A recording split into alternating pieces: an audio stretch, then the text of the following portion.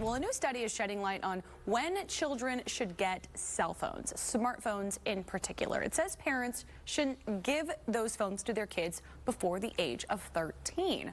Researchers say it can harm their mental health and has been associated with suicidal thoughts, feelings of low self-worth, and detachment from reality. I think it's something adults even feel when we're on our phones too much, even more so for teens and their sort of developing brains. So we're joined by Katey McPherson. She is a Valley mom. You talk so much about this. You also work for Bark, which is a really interesting app that can help parents with this types of things. So thank you so much for being here. Yeah, thanks for having me. Tell me really kind of the highlights and the standouts from this study. The study really outlined what we already know to be true. This medium of social media is too excessive for our children. There's explicit content, there's cyberbullying, there's predation. We have all the science and research that says this is not good for kids. And so handing a child under 13, especially a smartphone, gives them access to things that they're not ready for. What about phones that can make calls and texts, but maybe not allow kids to browse social media and go online? Yeah, I actually brought one today. The Bark phone is exactly that. It calls and texts, it grows with the child. I love it because it's incremental baby steps. So flip phones are actually making a comeback, but we have all these cool looking phones now that kids are like, okay, I can at least call and text my friends. We also have safety alerts, so if there's any funny business going on, anybody bullying, drugs and alcohol, any sort of anxiety, depression, suicidal ideation, the parent would get an alert. We also have a watch as well. So there are products out there that can give you access to your child that are baby steps into this instead of giving what I call the Ferrari with no driver's ed. Yeah, there's a book called The Anxious Generation that we were sort of talking about that kind of lays this out and how this impacts, you know, kids before the age of 16. You're a mother of 4 with teen girls, correct? Yeah. They're teenagers now. Yeah. So this is probably like the debate and one of the hardest things of the year for parents and deciding when to give their kids phones. What is your advice for parents who might be dealing with their kids who are saying, oh, well, Sally has a smartphone or Joe has a smartphone at school? Yeah. That is the constant conversation, and it's true.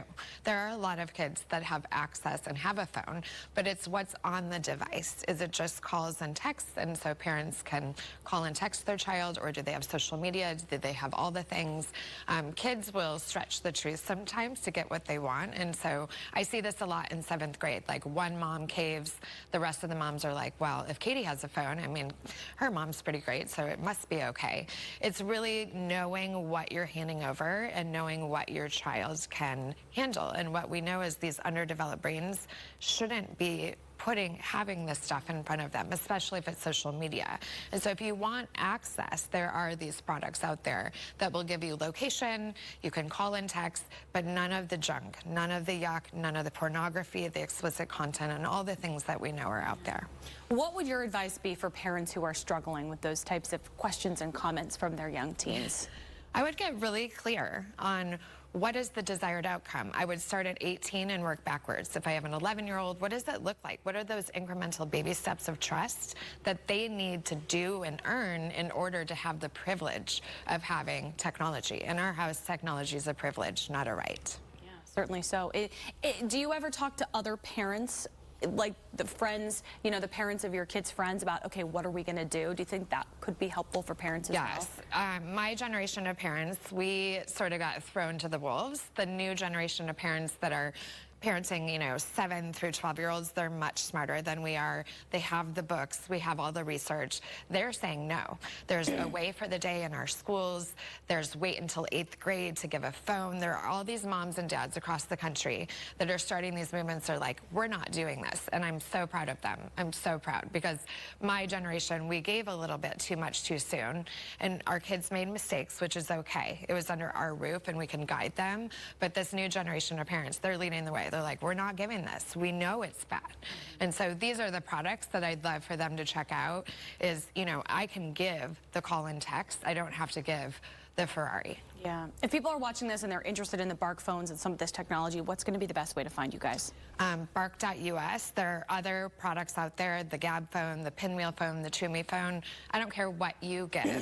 I do work for Bark. I love the Bark phone and our products, but there are other ways to do this, and we know that this is not good. So we have to be brave enough to say, I'm not doing it. Yeah. I want a flip phone now. Just forget about the smartphone. Check it in the river. It would be nice, wouldn't it? Okay. Yeah. Katey, thank you so much. Certainly thanks. some very important conversations we know parents are having everywhere. We appreciate it. Well, with the new school year kicking off, many parents may be in the market for a new laptop. With fluctuating tech prices and uncertainty over tariffs, On Your Side Susan Campbell has a look at some of the top picks to fit your budget.